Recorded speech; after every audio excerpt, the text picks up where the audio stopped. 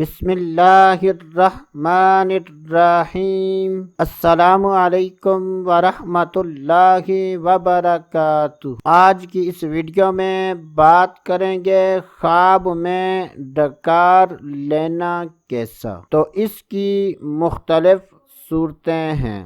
جب بھی خوابوں کی تعبیر بیان کی جائے اور اس میں مرد و عورت میں سے کسی کا ذکر نہ ہو تو اس سے مراد مرد و عورت دونوں ہیں۔ حضرت سیدنا ابن سیرین رحمۃ اللہ تعالی علیہ نے ارشاد فرمایا کہ اگر کوئی خواب میں دیکھے کہ وہ ڈکار لے رہا ہے تو یہ اس بات کی دلیل ہے کہ ایسا آدمی ایسی بات کرے گا کہ جس کی وجہ سے لوگ اس کی عزت کریں گے، اور اگر کوئی خواب میں دیکھے کہ ڈکار کے ساتھ اس کے گلے سے کھانا نکلا ہے تو یہ اس بات کی دلیل ہے کہ ایسے آدمی کے موت کا وقت قریب ہے۔ حضرت سیدنا ابن سیرین رحمۃ اللہ تعالی علیہ نے ارشاد فرمایا کہ اگر کوئی خواب میں دیکھے کہ اس کو